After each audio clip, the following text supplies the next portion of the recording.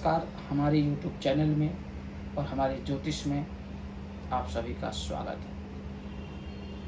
आज हम पुनः बताएंगे पार्ट 2 में कि अपने ग्रहों को कैसे मजबूत करें, अपने कुंडली को कैसे मजबूत करें, कैसे हम धनवान बनेंगे, कैसे होगी हमारी विदेश यात्रा, कैसे हमें प्राप्त होगा उच्च पद, कैसे ठीक होगी हमारी शिक्षा, कैसे हम बनेंगे दुनिया के बड़े बिजनेसमैन, कैसे हम बनेंगे पायलट, कैसे हम बनेंगे कोई बड़े ऑफिसर, कैसे हम बनेंगे कोई एमएलए, विधायक, मंत्री, मिनिस्टर, कैसे हमें कोई चीज़ें प्राप्त होगी, कैसे हम बनेंगे कथावाचक, कैसे हम बनेंगे ज्योतिषी।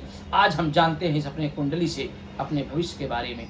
क्या हम बड़े बड़े अनुष्ठान, क्या बड़े बड़े पूजा पाठ से क्या हम बन सकते हैं? कोई भी बड़ी बड़ी पूजाएं करा करके सचंडी हो, लक्ष्य चंडी हो, या श्री सूक्त हो, या बंगलामुखी का जाप हो, या कोई भी पूजा हो, क्या इससे हम बहुत बड़े इंसान बन सकते हैं? बिल्कुल नहीं। अपने कर्मों से आप सब कुछ पा सकते हो। हमारे तुलसीदास जी ने भी लिखा है कि कर्म प्रधान विश्व कर राखा। जो कर्म करेगा वो सब कुछ पा सकता है। आपने इस जीवन का खेल तो समझ लिया है। दो अक्षर, दिन और रात,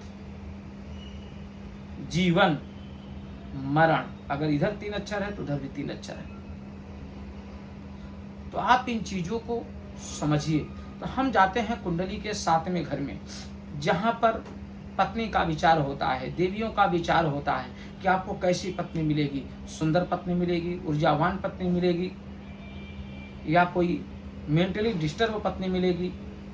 कैसा वो जगह होगा, क्या होगा, उसके विषय में हम जानते हैं। यदि आप मान लीजिए कि कोई और गरीब है, बेसहारा है, आपसे रुपए पैसे मांग रही है, आप उसको प्रणाम करिए कि मेरे पास पैसे नहीं, मैं दान नहीं कर सकता हूँ। उस पर रिस्पेक्ट करिए, उसका सम्मान करिए, तो आपको ऊर्जा प्राप्त होगी। घर में आपकी पत्नी है, पत्नी नहीं है तो बहन बेटी है, उनका सम्मान करिए, तो आपको जो है एक ऊर्जा प्राप्त होगी। जब ऊर्जा प्राप्त होगी तो आप धनवान बनेंगे।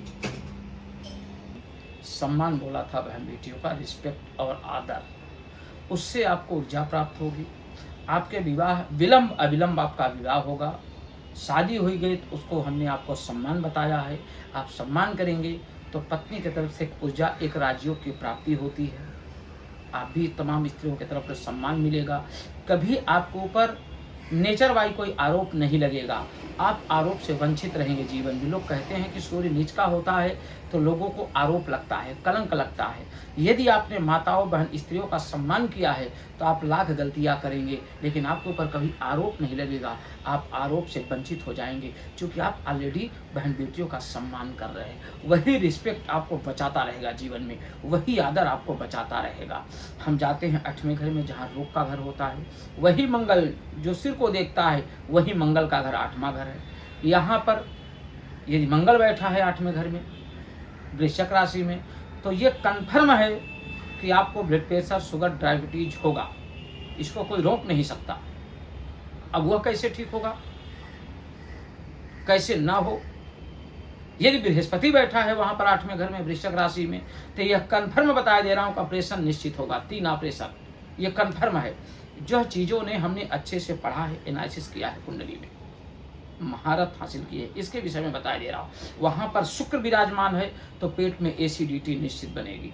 आपका खाना पीना, तला हुआ चीजें खाएंगे तो आपको नुकसान करेगा। इसलिए आपको क्या करना है, मंगल में तेजवान को, अच्छे लोगों को, जो बुरे लोग हैं, बुरे लोगों को ठीक करना है, बुरे लोगों का रिस्पेक्ट करना है।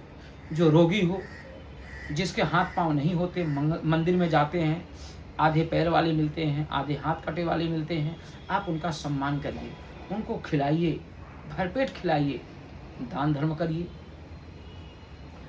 कोई पेट का रोगी हो, उसकी मदद करिए, उसका इलाज कराइए, दवा कराइए। आपको निश्चित उन चीज़ों से राहत मिलेगी। वो कोई जानवर हो, परेशान हो, उसको खिलाइए। आपके नसों में दिक्कत आ रही है, वहीं से, नसों का कारक कौन है? शनिदेव है।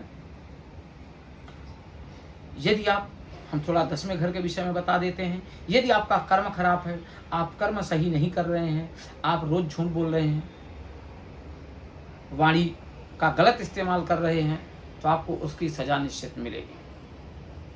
आपको सिर से लेकर पूरी बॉडी आपको बुढ़ापे में दर्द करने वाली है। यदि आपको अच्छी लाइफ जीना है, वाणी कारक है शनि, शनि न्यायाधीश है, उस हिसाब से न्याय करता है, तो आपको वाणी से आपको सही बोलना है, झूठ बिल्कुल नहीं बोलना है, सच बोलना है, भले आपको फांसी क्यों ना हो जाए। जब आप इस मार्ग पर चलेंगे तो आप विजयी रहेंगे। हमने आपको भाग्य के घर, नौमा घर के बारे में बताता हूँ। ठीक है, आपने कर्म नहीं मानते हो, केवल भाग्य को मानते हो।